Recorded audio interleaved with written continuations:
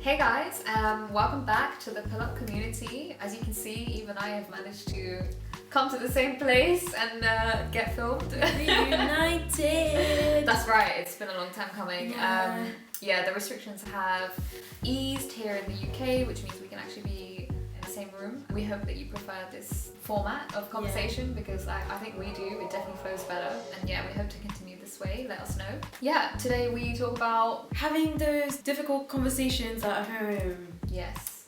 And how to approach them. Yes, this was requested by a couple of people who got in touch with us after we posted the Black Lives Matter video because it's a sensitive topic, right? And this will apply to many other topics that we'll discuss in the future. Right. Taking a certain approach is important. The questions that came in were totally valid, so thank you for asking. We hope that this conversation that Eve and I had about how to tackle difficult conversations with your parents and your family is useful for you guys, and Yeah, what have you tried in the past? This is a good question. Like we talked about the other day, most of my approaches are the same as yours. We go into the conversation with facts. Yeah. When it's actually quite an emotional conversation. Yeah. Thinking that facts will get you what you want. You know, there's no arguing against facts. Facts, right. It's facts. So, right. So you go into the argument thinking, okay, I'm going to say this about this because it's a fact. So how can you possibly argue against that? Sure. But you can do that. Yeah, you can. Some parents will find a way to argue against that. And they have every right to do so because you've got your facts, but what are you actually trying to say by bringing up that fact? And I think we also forget that when we speak at them, because that's what we're doing when we use facts, we're speaking at them, we expect them to hear us and really hear us and understand us and agree with us, because ultimately that's the outcome that you're aiming for when you approach conversation with facts. Exactly. This is what we were saying, we need to understand that there are two sides to the conversation and both sides need to feel validated for there to be a successful conversation. Right. I guess the other thing that we take for granted is that the immigrant life wasn't easy. That level of traumatic experience just makes you hang on to your culture so much more. Yeah. We come from a country where we don't even have a state, we don't have a flag, so everything that they carry about themselves is carried in them. Yeah, everything is internalized. They're questioned constantly about who they are and where they've come from. The way they do things is questioned, what they eat is questioned, you know, it's the way they eat is questioned. You're not supposed to eat with your hands in this country, right? So there's always that element of challenge outside of the home, and then when you come home to your children and they say, you know, why do you do things like that? You know that's not the best way to do it. That is another challenge, but within the home, and then it can become very frustrating. When you get challenged, your walls go up and they are less likely for you to hear you out. Yeah.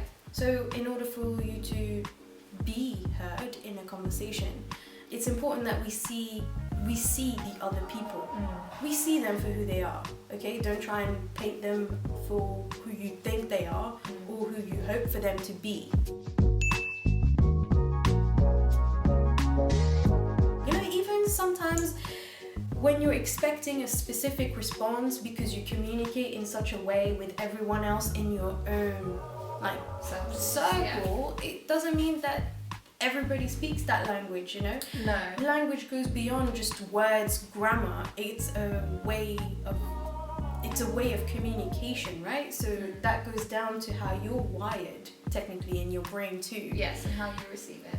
How you receive it. And a good exercise, I think, is learning your native language and 100%, learning how to use that to communicate with your parents so that you're giving them an advantage. Think about this as a game. I love sports. I don't know about Judy. I'm competitive, but I don't know about sports. You know, when it comes to analogies, I just throw that everywhere. Do you mean playing sports or like watching sports? Watching a game. Okay. So if you're watching a game, sometimes you have teams that play home and away games. Yes. So I think about this a lot when I think about our parents. They're very much away from their native They're playing land. an away game. Yeah, they are definitely playing an away game. So to give them a chance to feel comfortable in an away game, it's important to communicate in the native language. Yeah, because I think we take for granted that we speak English, that we speak German, that we speak French, wherever you live.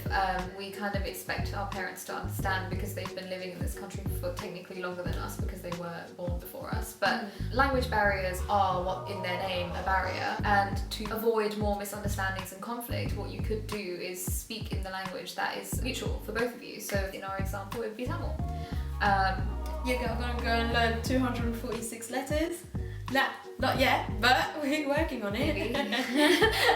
Obviously, your Tamil is not going to be as good as your English, that's a given, but the fact that you're even trying might be a nice step forward into the conversation, and your parents will appreciate the fact that you're even trying.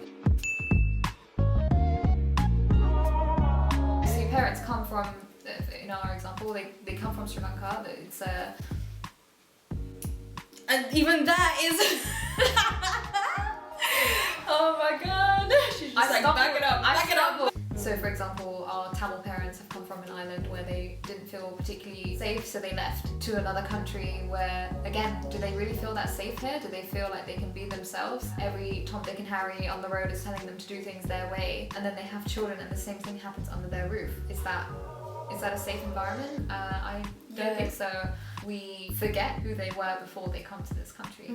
They have a rich culture. I mean, we have it too. We just are not as immersed into it because of where we live and where we've always lived. So if you were born outside of your country of origin, I guess, you take it for granted that your parents are who they are, but you forget where they've come from and sort of what comes with that and the cultural values and everything. Because I think we have expectations out of what we should be getting out of these relationships, but clearly they are not a typical relationship, so you have to approach them in a different way. Yes. Yeah, there's a culture gap. You have to acknowledge and appreciate that, because we just have to work with that, and to be able to do that, you do have to understand each other.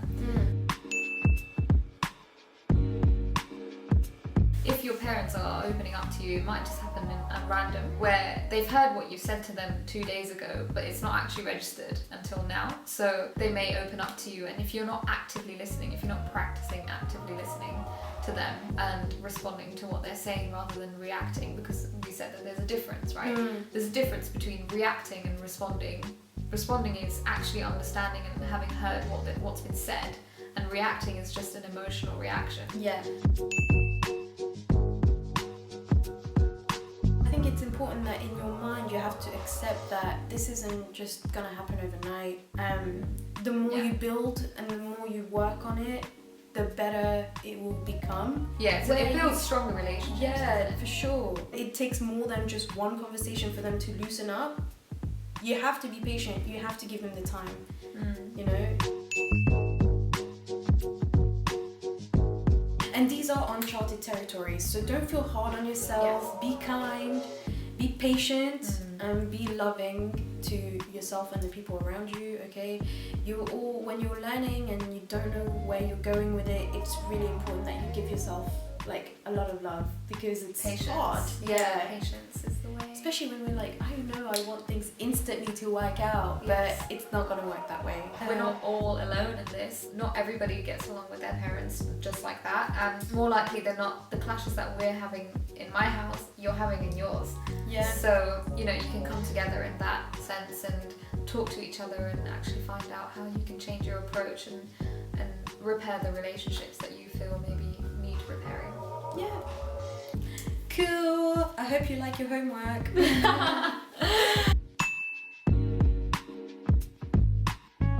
And of course, this part of the guide, I guess, is more about us and how we should approach it and how we should think. But this is not to say that parents, can just take it for granted. Take it as a seat back, exactly. Yeah, so maybe another time we can talk about how parents should approach this conversation, because there is an approach that needs to be taken on their part as well. And this is a beautiful thing that we call compromise. Yes, compromise. It's difficult. Nobody loves compromise, but it's the only way to move forward.